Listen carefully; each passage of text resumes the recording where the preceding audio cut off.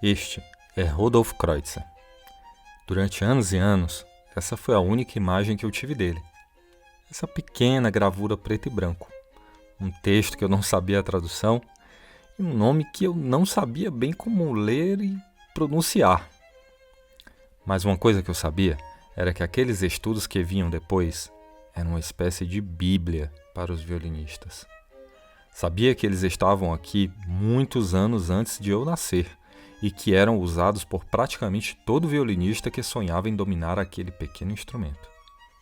Anos mais tarde, ouvi pela primeira vez uma música que fazia menção àquele ilustre desconhecido que dava nome aos 42 estudos e caprichos. Era a magnífica Sonata Kreutzer, uma das mais famosas e revolucionárias composições de Beethoven. Assim como eu, acho que muitas pessoas têm a mesma experiência com esse nome. Mas afinal, quem foi Rudolf Kreutzer?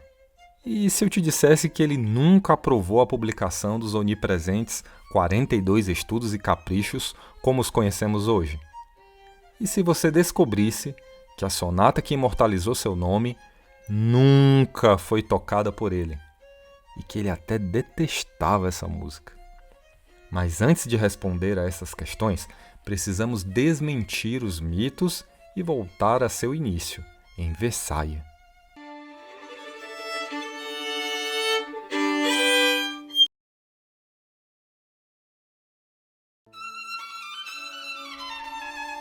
Kreutzer foi em vida muito mais do que imaginamos hoje, quase 2 séculos depois de sua morte. Rudolf Kreutzer nasceu em Versalhes, próximo a Paris, em 16 de novembro de 1766. E aqui precisamos corrigir a primeira informação de muitas biografias. A fonte mais famosa, a de François-Joseph Fétis, está repleta de erros sobre a juventude de Kreutzer. O pai de Rudolf, Johann Jakob Kreutzer, era de fato um músico alemão, violinista e clarinetista, mas ele não era um músico da prestigiosa Capela Real, como Fétis e outros afirmam. As fontes primárias, como os arquivos de Versalhes, mostram que Johann Jakob Kreutzer era músico da Guarda Suíça, uma posição militar, não cortesã. Isso é importante, pois significa que a família não tinha o prestígio ou o salário de um membro da corte, como se imaginava. Rudolf começou seus estudos com o pai e mais tarde tornou-se aluno do influente Anton Stamitz. Seu talento era inegável. Aos 13 anos, em 1780, ele fez uma estreia solo no palco mais importante de Paris, o Concert Spirituel, tocando um concerto de seu mestre Stamitz. O sucesso foi tão grande que aos 16 anos ele foi nomeado primeiro violino da Capela Real do rei Luís XVI, assumindo a posição que as biografias erradamente atribuíam ao seu pai. E aos 17 anos estreou o concerto número 1 de sua autoria. Aos 18 anos, entre o final de 1784 e o início de 1785, sua vida desmoronou. Seu pai, Johann Jakob, morreu. Apenas 3 meses depois, sua mãe também faleceu. Rudolf, ainda adolescente, tornou-se o chefe de família, responsável por seus irmãos mais novos. Sua carreira foi salva por 2 dos patronos mais poderosos da França, a rainha Maria Antonieta e o conde d'Artois, irmão do rei. Eles garantiram que ele mantivesse seu posto na corte. Documentos da época mostram que sua primeira posição paga na música do rei, em 1785, não foi como violinista, mas como quinta, ou seja, violista. Foi nesse exato período formativo que ocorreu o evento que definiu sua música. Em 1782, Giovanni Battista Viotti chegou a Paris. A forma de tocar de Viotti foi uma revelação para o jovem Kreutzer, que absorveu seu estilo e se tornou seu principal seguidor na técnica, estética e estilo. Pouco depois, sua situação financeira foi resolvida de vez. Em 1788, ele se casou com Adelaide Charlotte Foucault, filha de um cortesão do conde d'Artois. O contrato de casamento mostra que ela trouxe um dote considerável de 250 mil libras, dando a Kreutzer a estabilidade para compor, se apresentar sem preocupações financeiras e ter ainda mais entrada junto às camadas mais altas daquela sociedade. Quando a Revolução Francesa explodiu no ano seguinte, Kreutzer, ao contrário de muitos músicos da corte, não fugiu. Ele se adaptou rapidamente. Mudou-se de Versalhes para Paris e, em 1790, conseguiu o cobiçado posto de violinista solo no Théâtre Italien. Mais tarde, assumiria posições de liderança na Ópera de Paris. Ele também se tornou um dos compositores de ópera mais populares de sua época. Escreveu cerca de 40 óperas, e seu trabalho Ludoiska, de 1791, foi um sucesso estrondoso em toda a Europa. Em 1795, a Revolução criou uma nova instituição para o ensino de música, baseada nos valores revolucionários e gratuita, o Conservatório de Paris. Kreutzer, aos 29 anos, foi nomeado um de seus primeiros professores de violino. Ele formou, ao lado de seus colegas Pierre Rodet e Pierre Baillot, a Santíssima Trindade da Escola Francesa de Violino. Os três foram comissionados pelo conservatório para criar o método oficial de violino da instituição. Embora os três tenham colaborado, as fontes indicam que foi Baillot quem cuidou da redação principal do texto. Esse método já estabelecia a filosofia central da escola, o mecanismo, ou seja, a técnica era apenas uma preparação. O objetivo final, o que separava o músico do técnico, era a expressão. Kreutzer era agora o virtuoso supremo da França. Ele era o professor fundador da escola mais importante do mundo, um compositor de ópera aclamado e músico da Câmara Particular de Napoleão Bonaparte. Foi no auge de sua fama, em 1798, que ele viajou a Viena como parte da comitiva do embaixador francês Bernadotte. Lá, ele conheceu um compositor local que o admirava profundamente, Ludwig van Beethoven. Beethoven escreveu que preferia a modéstia e o comportamento natural de Kreutzer a toda a pompa vazia da maioria dos outros virtuosos.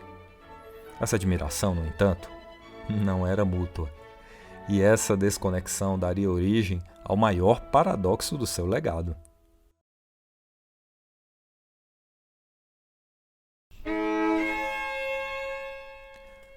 A Sonata para Violino e Piano número 9, Opus 47, é universalmente conhecida como a Sonata Kreutzer.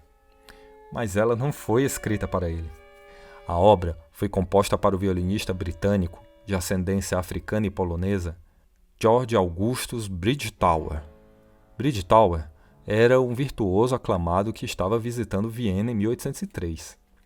Beethoven e ele se tornaram amigos, e Beethoven correu para terminar a sonata para uma estreia conjunta e lhe deu a dedicatória de Sonata Mulática.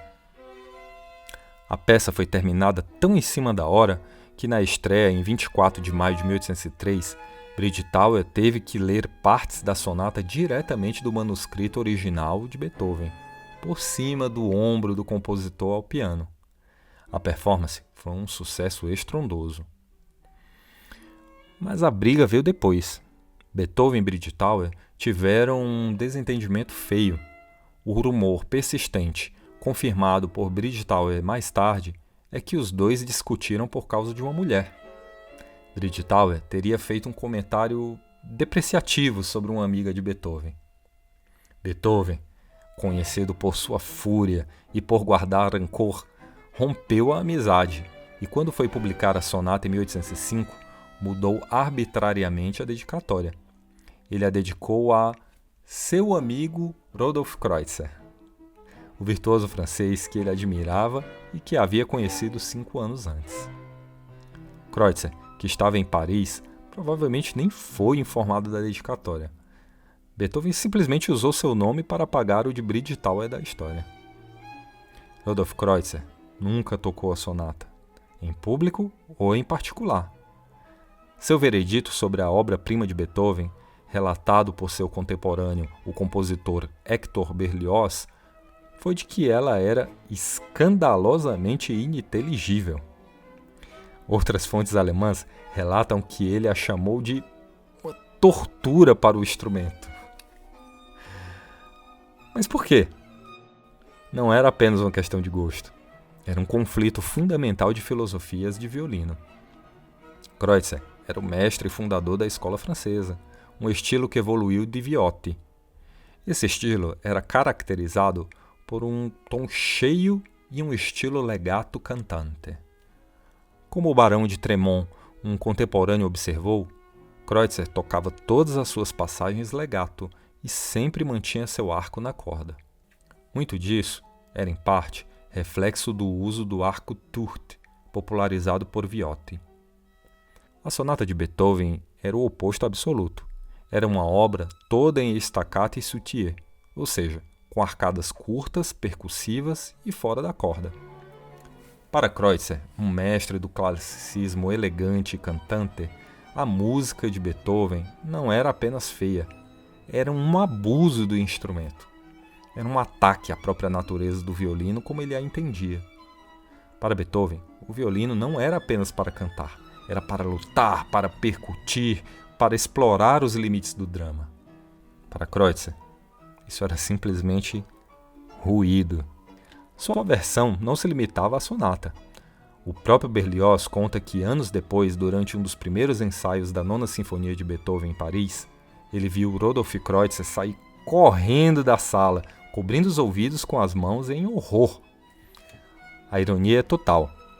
A fama duradoura de Kreutzer para o público leigo, o nome que ecoa na literatura e na cultura, vem de uma obra que ele desprezou, escrita por um compositor que ele não entendia e que foi dedicada a ele apenas como resultado de uma briga mesquinha.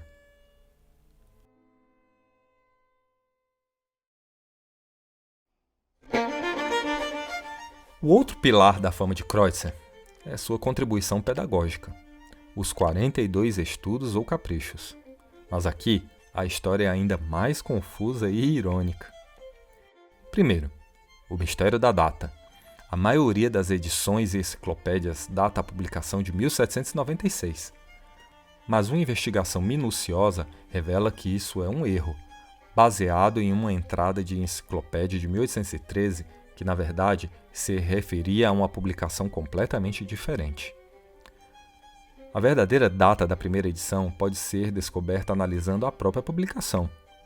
O número da chapa da editora, 411, e o endereço da editora, Rue de la Loi, uma rua que mudou de nome em 1806, provam que a primeira edição foi publicada entre 1805 e 1806. Mas o verdadeiro paradoxo é o número de estudos. A primeira edição, de 1805, tinha como título anunciava 40 estudos e caprichos. Os estudos que hoje conhecemos como número 13 e número 25 não estavam lá. Anos mais tarde, provavelmente na década de 1820, Kreutzer publicou uma edição oficial, revista e corrigida pelo autor. Esta era a sua versão final definitiva. E essa edição também tinha 40 estudos. Mas o que Kreutzer fez foi chocante. Para sua versão final, ele removeu os estudos número 1, o estudo em Dó maior, que é a porta de entrada para o livro, e o famoso número 12. E em seus lugares, ele adicionou os dois novos estudos, o que se tornariam o 13 e o 25. A conclusão é surpreendente. Se o mundo seguisse a vontade final e autorizada de Rudolf Kreutzer, nós não estaríamos praticando o estudo número 1 e 12 hoje. Então, como chegamos aos 42? Foi simples. Após a morte de Kreutzer, editores posteriores, como Alessandro Rolla, em 1831, simplesmente pegaram os 40 estudos da primeira edição e adicionaram os 2 estudos extras que Kreutzer havia escrito para a segunda edição, criando o cânone de 42 que usamos hoje. Para piorar, a maioria das edições modernas que usamos, como as de Davison ou Galamian, são baseadas no texto da primeira edição, aquela de 40, ignorando as várias correções, mudanças de notas e até uma versão completamente nova do Estudo 23 que Kreutzer fez em sua revisão final. Em suma, a Bíblia do violino que tocamos hoje é uma compilação não autorizada que ignora a versão final do autor e inclui estudos que ele mesmo havia decidido descartar. Mas o destino de Kreutzer seria selado não por uma disputa editorial, e sim por uma tragédia real.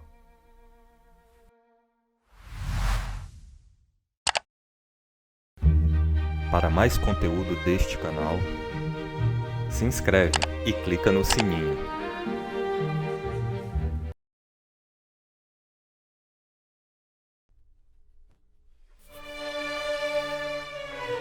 A carreira de Kreutzer como o principal solista da Europa foi interrompida abruptamente e de forma trágica. Em 1810, durante uma viagem ao sul da França, a carruagem em que ele estava sofreu um acidente e ele quebrou o braço. Embora ele tenha continuado a compor, reger, tornando-se o diretor da Ópera de Paris e lecionar, ele nunca recuperou o verve e a energia de sua performance solo. Ele se aposentou do conservatório em 1826, passando sua cadeira de professor para seu irmão, Auguste Kreutzer. Amargurado por ter sua última ópera rejeitada em Paris, ele se retirou para Genebra, onde, minado por um AVC, morreu em 6 de janeiro de 1831. Se o legado de Kreutzer não é a sonata que ele rejeitou, e não são exatamente os 42 estudos que tocamos, qual é o seu verdadeiro impacto? A resposta está em seus alunos. O verdadeiro legado de Kreutzer é a própria escola francesa, transmitida oralmente. Seu herdeiro pedagógico mais importante foi um violinista belga chamado Lambert Massat. Massat foi aluno e protegido de Rodolphe, e após a morte deste, continuou seus estudos com Auguste Kreutzer. Massat era tão próximo que, além de morar com eles, se tornou herdeiro de Rodolphe e herdou um de seus violinos Stradivarius. E aqui encontramos a peça final do quebra-cabeça. Lambert Massat publicou uma obra fundamental chamada L'Art de travailler les études de Kreutzer, a arte de trabalhar os estudos de Kreutzer. Este livro não era apenas uma reimpressão, era um suplemento que continha 412 digitações e arcadas variantes. E o mais importante, Massat afirma que essas variações foram anotadas de seu tempo de estudo com o próprio Rudolf Kreutzer. Isso prova que os estudos nunca foram feitos para serem apenas o texto escrito na página. Eles eram um ponto de partida, um esqueleto. A verdadeira lição estava nas infinitas variações orais que o mestre criava na aula. O texto era o que, a tradição oral era o como. Massat preservou este método e o legado de Kreutzer fluiu através dele. Lambert Massat tornou-se um dos professores mais importantes do século XIX no Conservatório de Paris. E seus alunos? Nomes como Henri Wieniawski, Fritz Kreisler, Martin Massic e Eugène Zaï. Rudolf Kreutzer foi um homem de seu tempo, um mestre do cantabile clássico, um compositor prolífico de óperas e um pilar do estabelecimento musical francês. Ele rejeitou o romantismo tempestuoso de Beethoven cobrindo os ouvidos. E a história, ironicamente, o puniu por isso, ligando seu nome para sempre ao homem que ele não compreendeu. A ironia da história é que seu nome foi imortalizado justamente por essa sonata ininteligível e por um conjunto de estudos que usamos hoje de uma forma que ele mesmo não autorizou. Mas, sem que muitos percebam seu verdadeiro ensinamento, o espírito da escola francesa, as centenas de formas de praticar uma única passagem, a busca da expressão através da técnica, foi transmitido de Kreutzer para Massat, e de Massat para os gigantes que formaram a técnica do violino no século XX. O verdadeiro Kreutzer não está na capa do livro, está em como ele ensinou.